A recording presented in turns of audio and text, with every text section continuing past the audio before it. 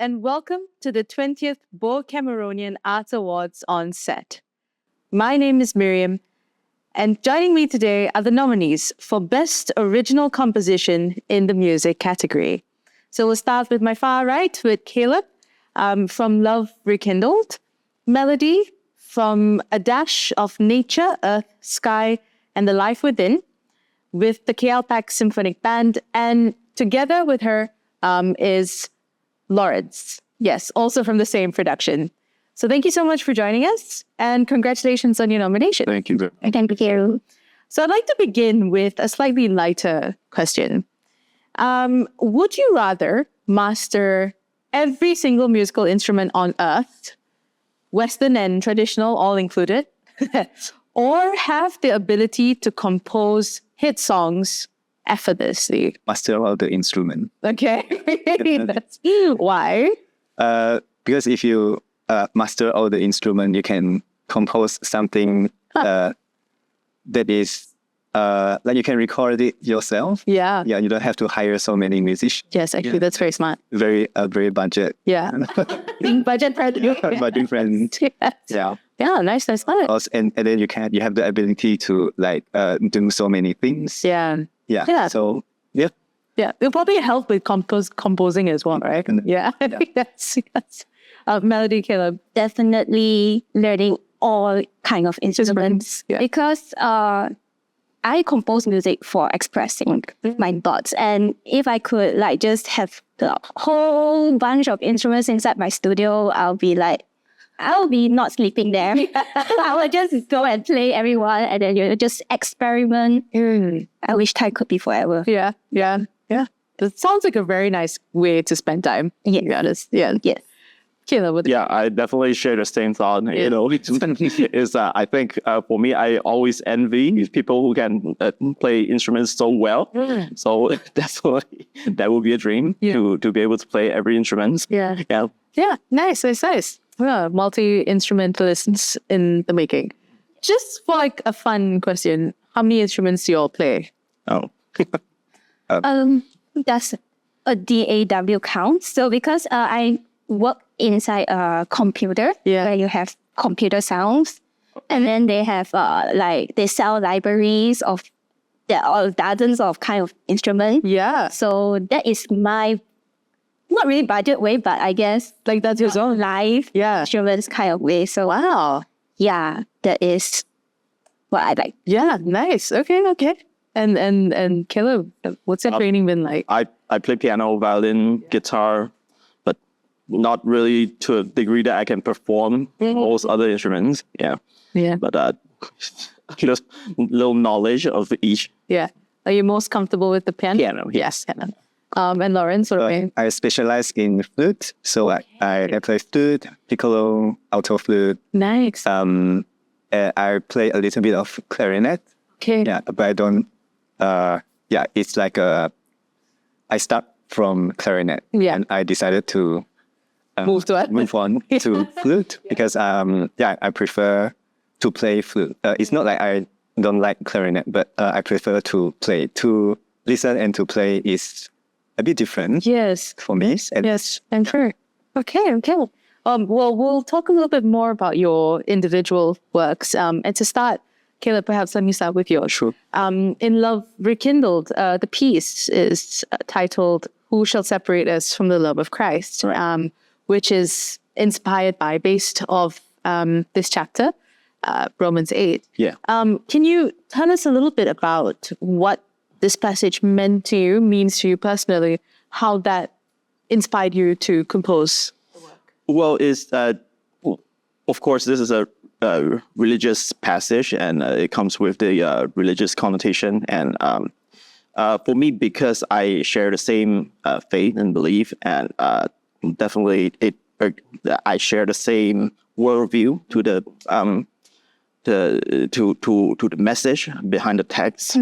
I think when the text is talking about the love of Christ, the God to men, the very crucial thing is that the reasoning behind the argument that God will always love us and nothing can separate his love with us, is that it's based on suffering. The text has gone through to talk about how Christ has suffered and has overcome this suffering.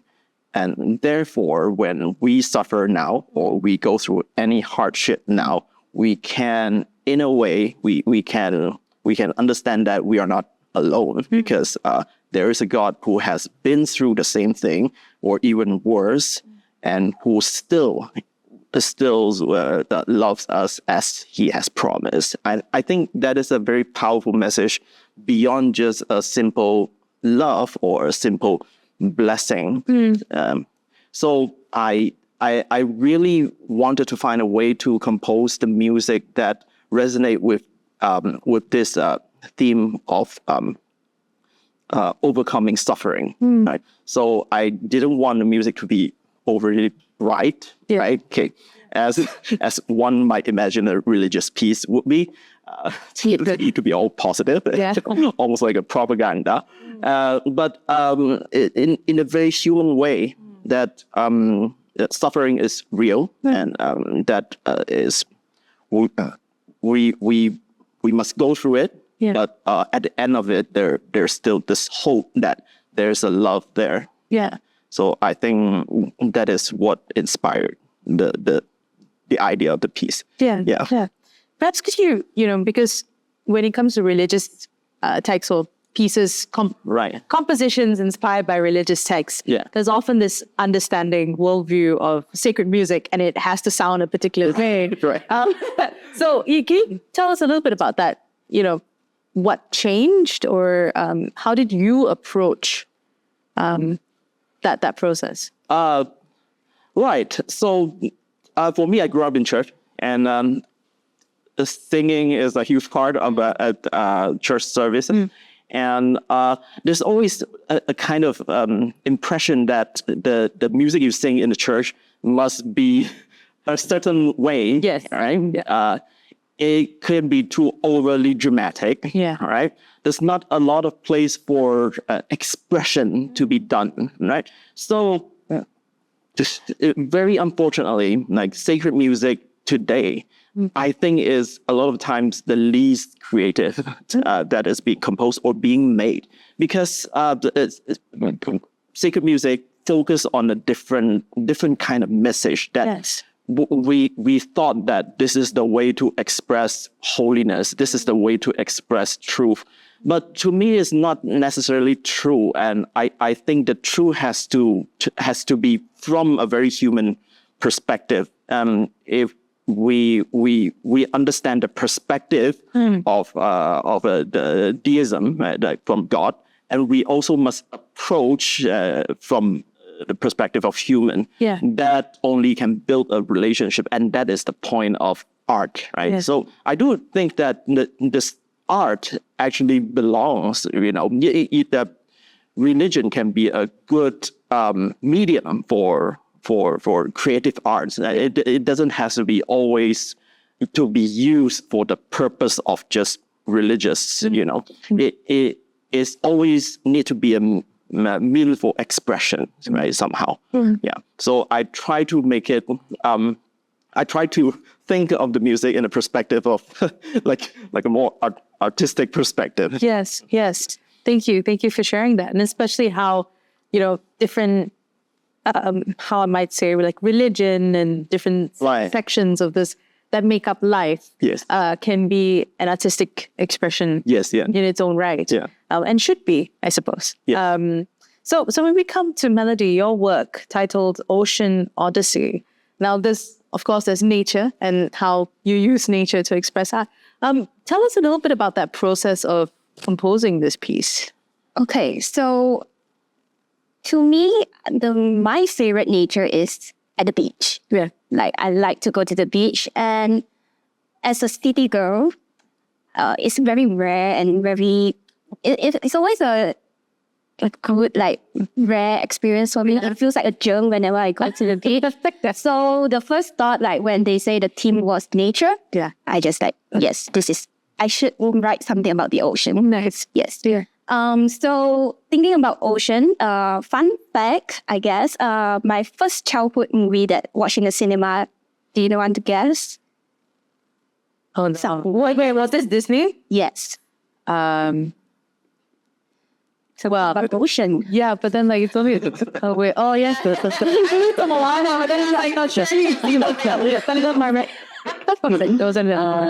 Not quite, but it was Finding Nemo. Oh, I do So yes. So Finding Nemo, if you really listen to the theme song, is very calm. yes, And that is what I like. yeah, So I just like, yes, this is what I want to base on. I want to write kind of like my version of Disney Finding Nemo, I guess. yes. So this piece is actually a story. So long story short, this little fish, Finn, has this adventure going into like, exploring the sea and all. And then somehow meet challenges like there was a boat chasing part. And then there was like fish conversation. Yeah, But then in the end, I always like a happy ending. Yeah. Don't we all, right? Yeah. So I ended with like a very happy ending. So it feels basically Disney, I guess. But I guess my take on it is that I always like to write music as like a story. Because I believe music is a language that you can kind of like listen through and understand like what's happening without words. yeah, Yeah. So that's like my style when I compose. yeah. You kind of mentioned two, I suppose, sections in the narrative. One is chasing a boat, and the other one, interestingly, curiously, fish conversations. Yes.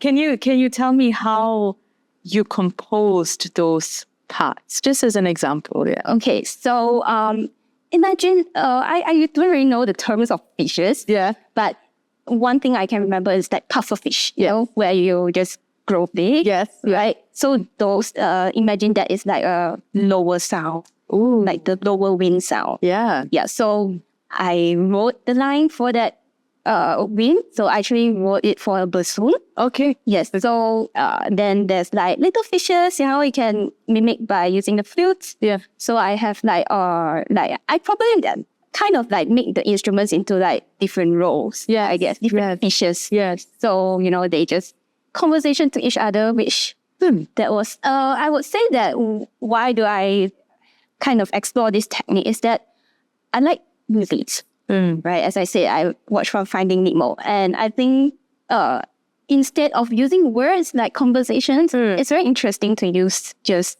music notes to understand like what is happening. Like cartoon, sometimes there's a term called Mickey Mousing. Yeah. Right, just a little bit of.